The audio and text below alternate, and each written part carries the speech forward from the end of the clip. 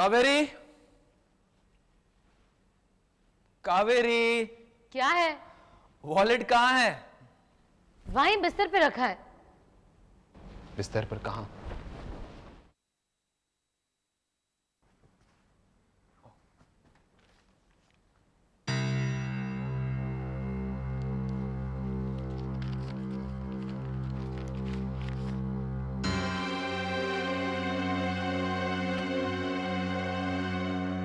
कावेरी, कावेरी, क्या है प्रतीक? कावेरी, ये पैसे कहाँ से है?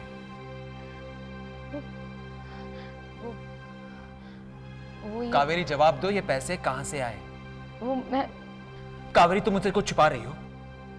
माँ आई थी। क्या? क्यों? मैंने मना किया उन्हें। पता नहीं वो आई और मेरे हाथ में ये। कावेरी, और ये बात तुम मुझसे छुपा रही थी? मैं तुम्हें बताने ही वाली थी प्रतीक। क्या बताने वाली थी कि तुम्हारी मामा आकर ये पैसे भीख में दे गई है? कावेरी, मैं कुछ भी बर्दाश्त कर सकता हूं, लेकिन तुम्हारी मामा का हमारी जिंदगी में दोबारा आना बर्दाश्त नहीं कर सकता। अगर पैसे की इतनी जरूरत है तो मैं रास्ते पे खड़ा रहकर भीख मांगूंगा, समझी? प्रतीक, मुझे गलत मत समझो। कावेरी, एक बात सुन लो और समझ भी लो। मैं नहीं चाहता कि हमारे रिश्ते के बीच कोई दरार तुम्हारी मां की वजह से आए, समझी तुम?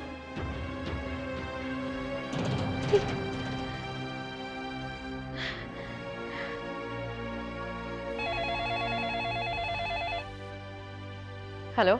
कावेरी जी नमस्कार। बोलिए मातु जी।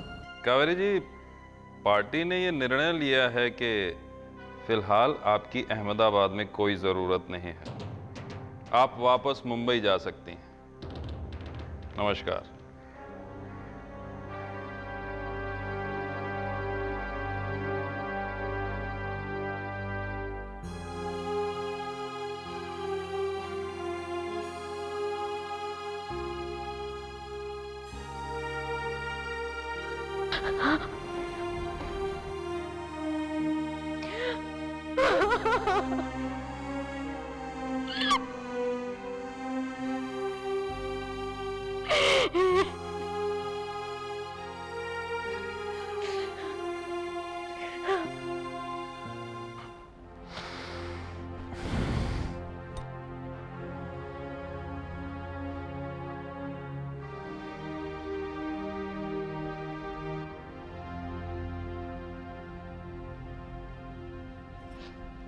अरे क्या हुआ कावेरी?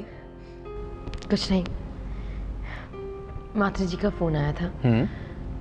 उन्होंने हमें वापस जाने के लिए कहा है।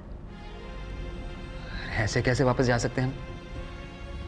कावेरी, एडवोकेट पटेल से मेरी बात हुई है, उन्होंने मुझे मेरा पहला केस दिया है, एडवांस में 2000 रुपए दिए हैं। ऐसे में हम वापस कैसे जा सकते हैं? तुम एक काम क्यों नहीं करते, अब पार्टी प्रेसिडेंट से बात कर लो और परमिशन ले लो कुछ दिन यहाँ और रुकने के लिए। बात तो मैं कर लूंगी प्रतीक, और परमिशन भी ले लूंगी, लेकिन क्या तुम्हें लगता है हम अपना काम यहाँ जमा पाएंगे? ऑफ कोर्स कावेरी, हमें यहाँ अपना काम जमाना ही होगा।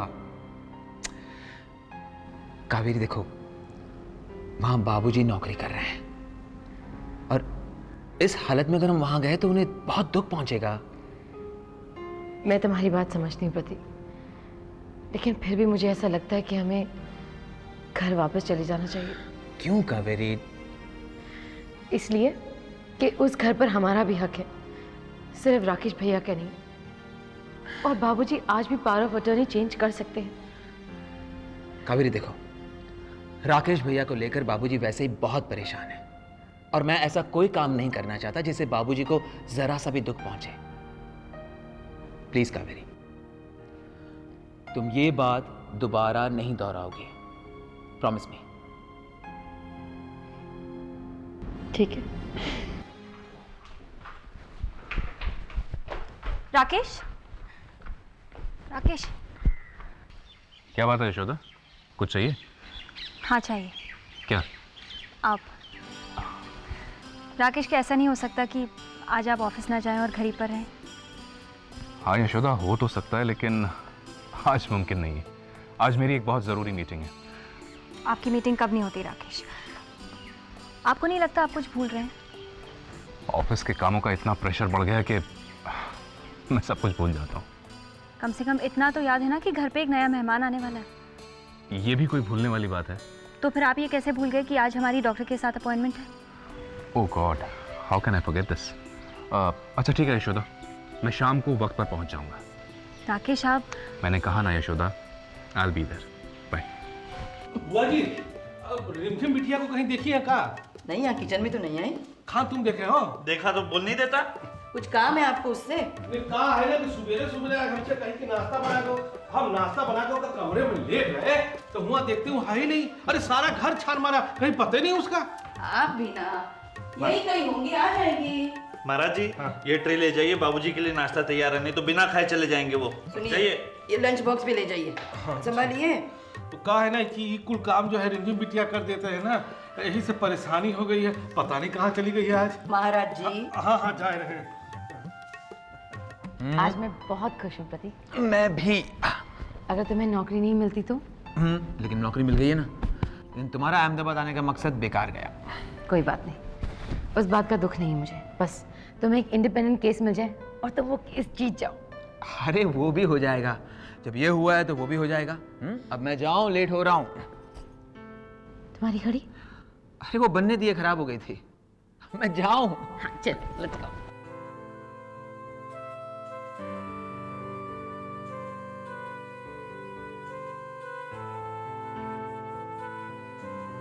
कावेरी,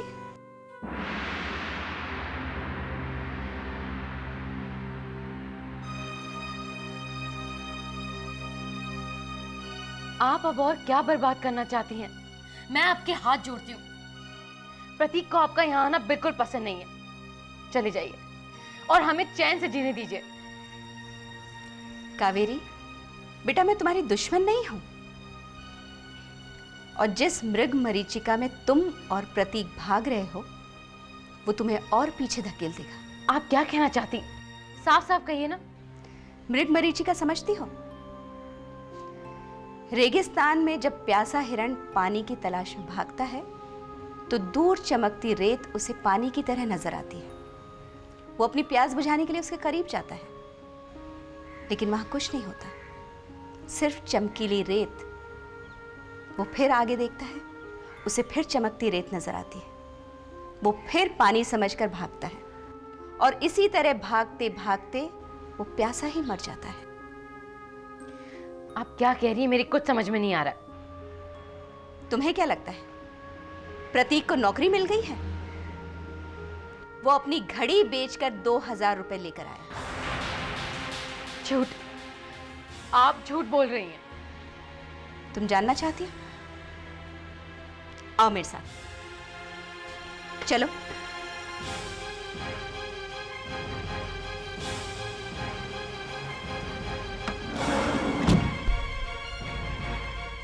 वो देखो। एक्सक्यूज मी, अगर आपको कोई एफिडेविट बनानी है तो मुझे बताइए।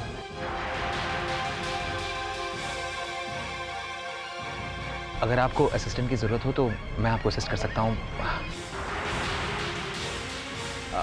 अगर कोई काम है तो मुझे बताइए। नया हूँ लेकिन मैं आपके लिए।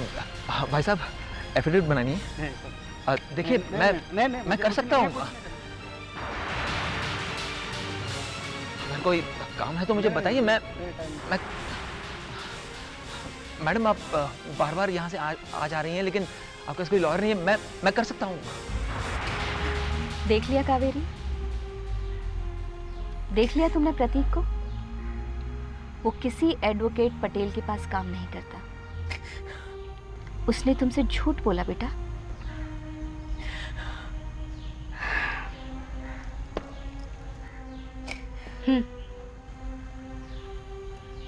ये प्रतीक की घड़ी है ना?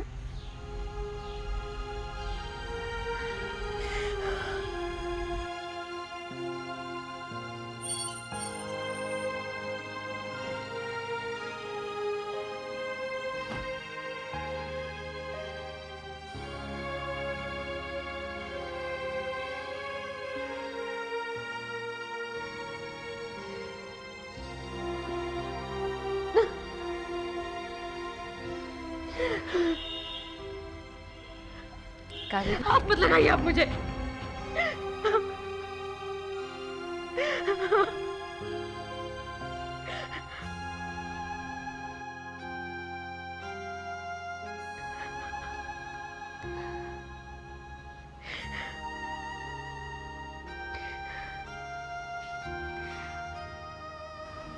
बेटा, क्या अपने दामाद को इस हाल में देखकर मुझे दुख नहीं हुआ होगा? तुम मानती हो कि गलती मेरी है।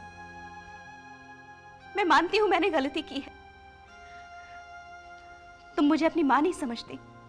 समझ लो तुम्हारी मां मर चुकी है। लेकिन बेटा, वापस चली जाओ। प्रतीक को अपने साथ लेकर वापस चली जाओ। मैं सिर्फ इतना चाहती हूं कि राकेश और यशोदा पूरी जायदाद हड़प ले, इससे पहले तुम अपना हिस्सा अलग कर लो, ताकि तुम्हारा और प्रतीक का जीवन सुरक्षित हो सके। मैं सिर्फ इतना चाहती हूं कावेरी। बेटा, मैं तुम्हें इतनी दौलत दे सकती हूं जो तुम्हारी जिंदगी की जरूरतों से कहीं अधिक होगी, लेकिन मैं जानती हूं तुम मुझसे वो दौलत नहीं लोगी। इतनी कमजोर मत बनो कावेरी। प्रतीक को लेकर वापस चली जाओ। और हां, कभी जिंदगी में मेरी जरूरत पड़े तो संकोच मत करना बेटा।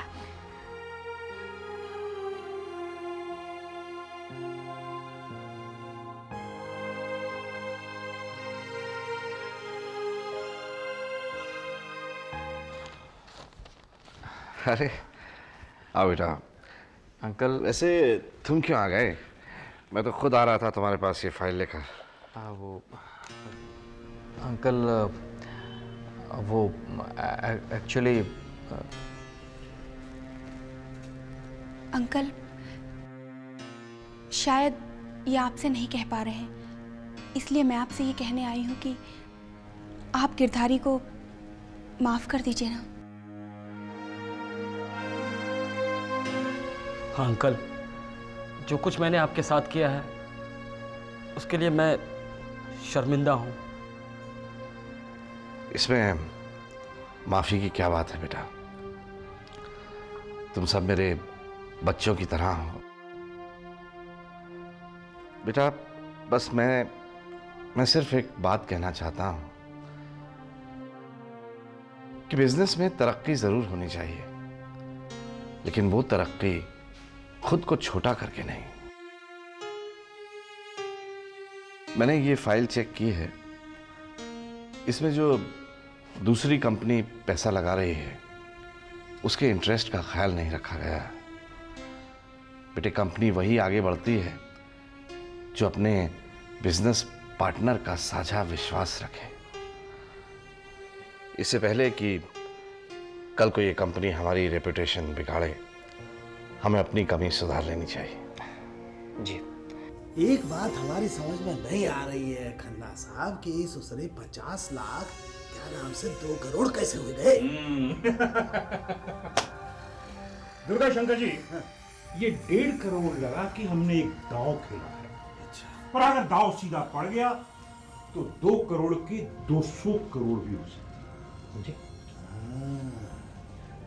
अब ससुरे क्या नाम से बात आ रही है घोबड़िया में। लेकिन खन्ना साहब, अगला दाव क्या होगा ये तो जरा बताइए।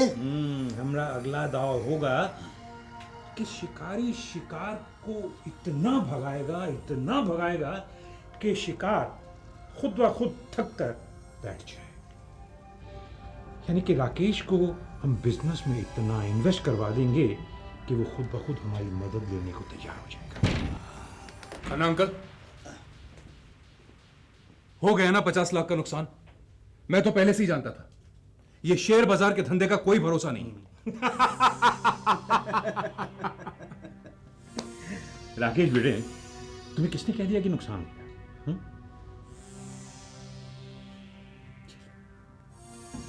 ये क्या है? 2 करोड़ का चेक, यानी शेयर बहुत अच्छे भाव में बिक गए। क्या बात कर रहे हैं आप? ए भैया, पूरे 1.5 करोड़ का फायदा हुआ है। आई एम सॉरी अंकल, मैंने आपको अभी फॉर्मेलिटी में पढ़ने की जरूरत नहीं है। हाँ, शेयर बाजार में मेरा तजुर्बा कहता है कि जिस धंधे में 2 करोड़ कमा सकते हैं उसी धंधे में हम 200 करोड़ भी कमा सकते हैं, लेकिन वो रिस्क तुम पे। आप तो बस रकम बोलिए अंकल। वाह, ये हुई ना बिजनेस वाली बात। कौन सा करना था मैं? Let us celebrate, okay? लीजिए भाभी, मुझे बड़ी फिक्र हो रही है। संध्या आरती का वक्त हो गया और रिमझिम अभी तक नहीं आई।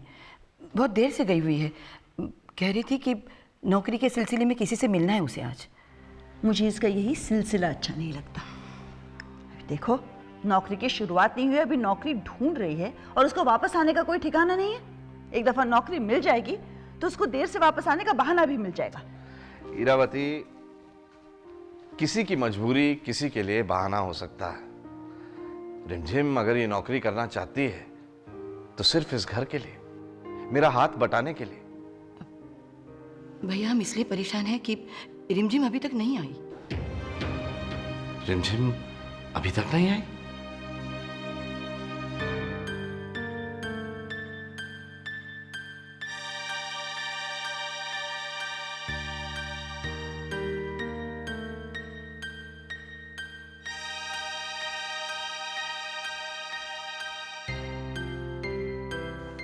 हमारा तो जी बहुत घबरा रहा है मालिक, अभी तक नहीं लौटी रिमझिम बिटिया।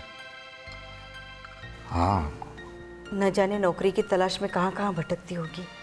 भूखी प्यासी होगी बेचारी अभी तक। बाबूजी,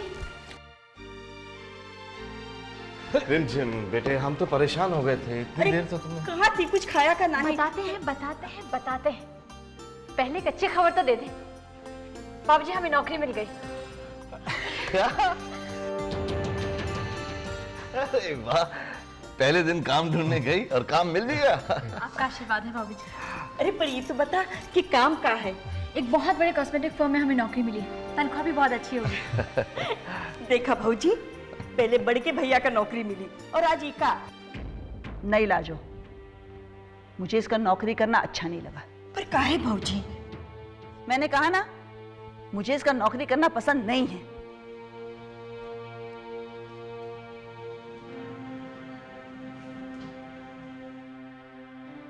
माँ जी, अगर आपको हमारा नौकरी करना पसंद नहीं तो हम हरगिज़ नौकरी नहीं करेंगे। लेकिन एक बात बताइए, क्या मुसीबत के वक्त में हम हमारे घर की मदद करें, हमें इतना भी हक नहीं? हम पढ़े लिखे हैं, नौकरी कर सकते हैं, मेहनत करेंगे तो घर में ही 2 पैसे आएंगे। बाबूजी का कुछ बोझ हल्का हो जाएगा और हमें भी तसल्ली हो जाएगी। तब भी अगर आपकी इजाजत नहीं होगी तो हम घर के बाहर पैर नहीं रखेंगे।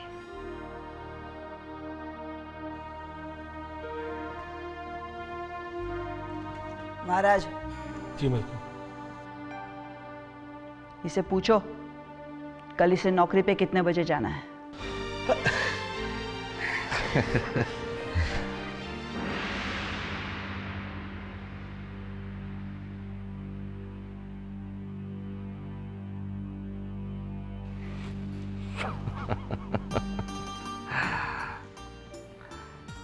पिघलेगी, बीवी जरूर पिघलेगी, थोड़ा वक्त लगेगा।